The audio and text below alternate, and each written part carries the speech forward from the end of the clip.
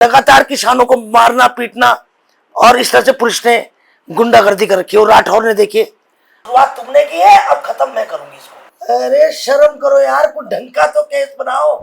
ये जिसको चाहे, अरे हमारा भी कर देंगे, इसका कोई भरोसा नहीं है। जितना मैं इनकी नाक में नकेल डालती हूँ, इनका कोई भरोसा थोड़ी है। एक अंकित नाम का गोल भट्टे का एक इसका प्रतिनिधि है, उमेश का छोटा सा छुट भैया, तो उसने मेरे ऊपर मुकदमा दर्ज कर दिया, जो कि मैंने उसको प्रोग्राम में बुलाया नहीं, वो आया ही नहीं था। ये वो कहता है 31 तारीख को मैंने बुलाया, मैं गया था, मुझे भावना पांडे ने जाति सूचक शब्द इस्तेमाल किए। धामी से बोलना चाहती हूँ, ये बहुत महंगा पड़ेगा, ये कप्तान को भी और धामी को भी। तो ये आपको जो झूठे मुकदमे दर्ज, आपको जो अगर कोई थप्पड़ मारे तो दूसरा गाल भी दे दो, और हम ईंट का जवाब पत्थर से देने वाले हैं। मैं मंगल पांडे की बहन हूँ। इसके टाइम पर सबसे ज्यादा अवैध खनन हरिद्वार में होता है, सबसे ज्यादा झूठे मुकदमे इसके बनते हैं।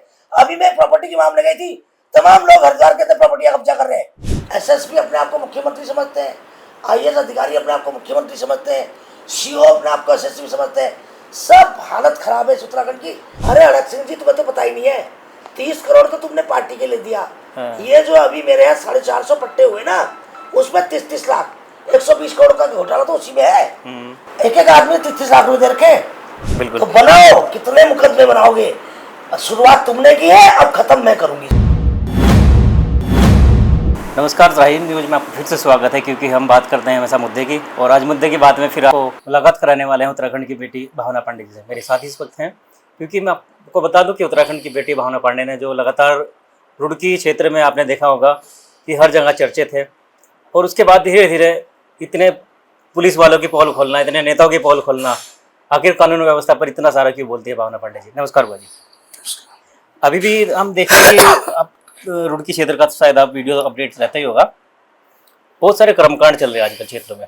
पुलिस अपनी मनमानी चल रही है, नेता अपनी मनमानी कर रहे हैं। इस पर क्या विचार देने वाले आज? देखिए, पुलिस का तो जहां तक मैं कहूं, जब धामी ने एक अभिनव को डीजीपी बनाया, एडिशनल डीजीपी, उसके बाद से जितने कप्तान ट्रांसफर हुए वो एज इट इज है, और उनके नीचे सीओ जितने इंस्पेक्टर, सब कानून व्यवस्था अभी भी वैसी है। नाम का तो अभिनव नहीं है, मगर जब कप्तान उसी के हैं, सीओ उसी के हैं, तो आज कानून व्यवस्था उसी के साथ चल रही है। और बहुत ही गलत है जिस तरीके से कानून व्यवस्था। अभी मैंने बूढ़ाहेड़ी में एक मैटर मेरे पे आया कि एक लड़की को रॉड से किसी ने मार दिया, महिला को, और 7 दिन हॉस्पिटल के बाद वो एक्सपायर हो गई। 4 लोगों को अभी तक गिरफ्तार नहीं कर पाई है, नहीं कर रहे, और वही किसानों पे लाठियां बाज रहे। कल का ही किसानों का वीडियो भी 2-3 किसानों का देखो, लगातार किसानों को मारना पीटना और इस तरह से पुलिस ने गुंडागर्दी कर रखी है। और राठौर ने देखिए, वो राठौर कब से है वो, लेकिन वो इतना भ्रष्ट अधिकारी। रात को 2-3 बजे इनकाउंटर भी चल रहे हैं उत्तराखंड में। हाँ, ये जिसको चाहे, अरे हमारा भी कर देंगे, इसका कोई भरोसा नहीं है। जितना मैं इनकी नाक में नकेल डालती हूँ, इनका कोई भरोसा थोड़ी है। हाफ एनकाउंटर तो कर ही देंगे, इनका कोई भरोसा नहीं है। मगर मैं कप्तान से कहना चाहती हूँ, जब ये लोग 12 बजे तक घर से नहीं निकलेंगे, वो कप्तान को देखना 12 बजे से पहले कभी ऑफिस नहीं जाता हो, और उसको मिलने चले जाओ, आप 12 बजे से पहले नहीं मिल सकते। मैं 3 बार वापस आई हूँ, लोग अंदर मैसेज तक नहीं देते। तो ये हालत तो है कप्तानों की, तो क्या खा के कानून व्यवस्था संभालेंगे? और दूसरा, मैं कप्तान को बोलना चाहती हूँ, आपके रहते रहते मेरे पे 3 मुकदमे दर्ज हुए। कैसे झूठे मुकदमे दर्ज होते हैं? किस बात की कप्तानगिरी की दिखाते हो आप? मैं कहती हूँ धामी को तत्काल प्रभाव से हटाइए, डोभाल को। ये नहीं चला सकता हरिद्वार को। हरिद्वार जैसे जिले में कप्तान की आवश्यकता नहीं है।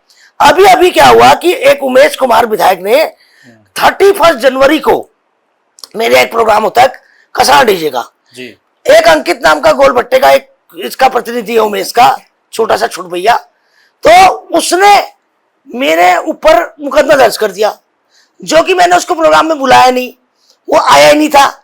ये वो कहता है 31 तारीख को मैंने बुलाया, मैं गया था, मुझे भावना पांडे ने जाति सूचक शब्द इस्तेमाल किए। और उसके बाद वो किस दिन होता है? जिस दिन धामी 21 जनवरी को अयोध्या जाता है, और उस रात मुकदमा दर्ज होता है। अब इसमें धामी की सांठगांठ है, वो लोग कहते हैं अभिनव की सांठगांठ है, तो बिना धामी के तो किसी की हिम्मत नहीं है मेरे को कोई मुकदमा दर्ज कर देगा।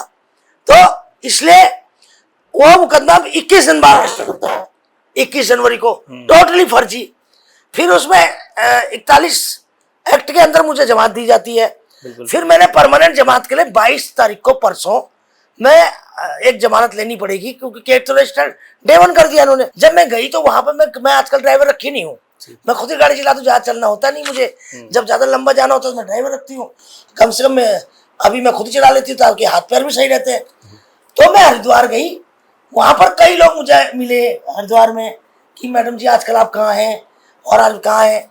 वहीं एक नीरज लड़का है, है तो देहरादून का और पुराना रुड़की उसके घर है, उसकी भी डेट थी, वो भी मुझे वहां मिला। तो सबने नमस्ते नमस्ते कर रहे थे सारे। तो मैंने सुबह 11 बजे सरेंडर किया और 5 बजे तक मैं अपना बेल करा के खत्म करके 1:30 बजे सुनवाई हुई, 2:30 बजे बेल बॉन्ड भरा गया, तो 3-4 बजे मैं वहां से फ्री हुई। जब 5 घंटे में कोर्ट परिसर के अंदर हूँ जी। और कोर्ट परिसर है वो, बिल्कुल जिला न्यायालय, और वहां पर लोग मुझे नमस्कार करें। पता चला दूसरे दिन उस लड़के पे मुकदमा। अच्छा। और ये कह दिया कि भावना पांडे के ड्राइवर ने अंकित को जान से मारने की धमकी दी। अरे शर्म करो यार, कुछ ढंग का तो केस बनाओ। अब ड्राइवर कहाँ से आ गया? वो ड्राइवर कहाँ से आ गया? वो एक खानदानी लड़का है, पैसे वाला लड़का है, होर्डिंग उसकी का काम करता है, उसको मेरा ड्राइवर बना दिया। ये तो फर्जी मुकदमे होते हैं इस कप्तान के अंडर में। कैसे हुए? धामी से बोलना चाहती हूँ, ये बहुत महंगा पड़ेगा, एक कप्तान को भी और धामी को भी। तो ये आपको जो झूठे मुकदमे दर्ज, आपको जो परेशान किया जा रहा है, झूठे मुकदमे भी लगा जा रहे हैं, आप ज्यादा खुला बोलते हो शायद इनके बारे में। यस, जितना नंगाई करेंगे मैं डबल करूंगी। मैं वो नहीं हूँ महात्मा गांधी की शिष्या, अगर कोई थप्पड़ मारे तो दूसरा गाल भी दे दो, और हम ईंट का जवाब पत्थर से देने वाले हैं। मैं मंगल पांडे की बहन हूँ, उस वही खून है पांडे वाला मेरे अंदर। बिल्कुल। तो इसलिए कह देना चाहती हूँ, धामी भाई को हटा इस कप्तान को, नहीं इसके बस की कुछ है। इसके टाइम में सबसे ज्यादा अवैध खनन हरिद्वार में होता है, सबसे ज्यादा झूठे मुकदमे इसके बनते हैं। अभी मैं प्रॉपर्टी की मामले गई थी, तमाम लोग हरिद्वार के अंदर प्रॉपर्टी कब्जा कर रहे हैं। ये कप्तान को टाइम ही नहीं है अपने अपने एक्सरसाइज से, अपने उससे सुबह 11-12 बजे ऑफिस जाएंगे, 3 घंटा ऑफिस बैठेंगे, 4 घंटा, उसका मिलता ही नहीं है, फोन ये उठाते नहीं है, मिलता ही है नहीं। क्या क्या परेशानी इनको बताई जाए? जनता की परेशानी के लिए 4 बार में गई हूँ, ये मिलता ही नहीं। हमने से तो आम जनता को क्या मिलेगा? ये हरिद्वार का कप्तान तुरंत ट्रांसफर किया जाए। अभी जैसे ग्राम पंचायत चुनाव भी हुए पहाड़ क्षेत्र में, उसमें बहुत सारे धांधलेबाजी देखे गए हैं। संज्ञान में आप क्या होगा शायद मामला? देखिए, जितने भी जिला पंचायत चुनाव हुए हैं वो सारे निर्दलीय जीते हैं, कांग्रेस समर्थित जीते हैं, कांग्रेस को समर्थित हो गए, कांग्रेस के जीते हैं। भाजपा तीसरे नंबर पर आई है। इन्होंने दल बल, खूनी संघर्ष, गोलियां, किडनैपिंग सब कांड किए। लोगों के घर में पुलिस, देखा ना पुलिस को किस तरह इस्तेमाल करते हैं। बहुत गलत हो रहा है और मैं तो कहती हूँ धामी भाई को हटा देना चाहिए। अब धामी भाई के बस की उत्तराखंड राज्य चलाना नहीं है, सब ठेके पे है, सब ठेके पे चल रहा है। एसएसपी अपने आप को मुख्यमंत्री समझते हैं, आईएएस अधिकारी अपने आप को मुख्यमंत्री समझते हैं, सीओ अपने आप को एसएसपी समझते हैं। सब हालत खराब है इस उत्तराखंड की।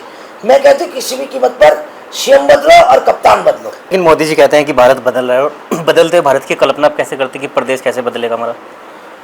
प्रदेश तो बहुत बदल गया है, इतना बदल गया है, इतनी हालत खराब हुई है। तमाम देखिए अवैध खनन के ऊपर आपको त्रिवेंद्र सिंह रावत जी ने पार्लियामेंट में सवाल उठाए जी, और उल्टा उन पर बरस पड़े सब सारे भाजपा के नेता। और आज ये जो आपदाएं आ रही हैं, बिजलियाँ पहले भी कड़कती थी, पहले भी बारिश आती थी, जो पहाड़ इन्होंने कमजोर कर दिए। 30 से 40 फुट नदियाँ खोद रखी है, तो पानी का बहाव टकराएगा तो उफान तो मारेगा ना। तो इसी से आपदाएं आ रही हैं। ये अवैध खनन का नतीजा है, ये सारा उत्तराखंड का आपदा। और आपने कल परसों हड़क सिंह का एक बयान सुना होगा, कितना खतरनाक बयान है कि 30 करोड़ में। अरे हड़क सिंह जी, तुम्हें तो पता ही नहीं है, 30 करोड़ तो तुमने पार्टी के लिए दिया। ये जो अभी मेरे यहाँ 450 पट्टे हुए ना, उसमें 30-30 लाख, 120 करोड़ का घोटाला तो उसी में है। एक एक आदमी 30 लाख रुपए दे रखे उसमें, और उसमें 2 आदमी मेरे भी हैं। अच्छा। जिनको पट्टे भी नहीं हुए बेचारे, उन्होंने भी पैसे फंसे हुए इनके। और क्या होता है, और आप अभी आपने देखा होगा कि एक हैदराबाद की कंपनी है, पूरे उत्तराखंड का ठेका हैदराबाद की कंपनी को जी। तो कहने का मतलब ये है कि जिस तरीके से इस उत्तराखंड राज्य में चल रहा है, ये बहुत ही दयनीय स्थिति है, बहुत खराब स्थिति है। हम आंदोलनकारी हैं, हमें बहुत दुख लगता है जब हम पर जैसे झूठे मुकदमे बनते हैं। तो आम जनता पे क्या नहीं होता होगा, क्या नहीं होता होगा। बिल्कुल। तो बनाओ, कितने मुकदमे बनाओगे? शुरुआत तुमने की है, अब खत्म मैं करूंगी इसको।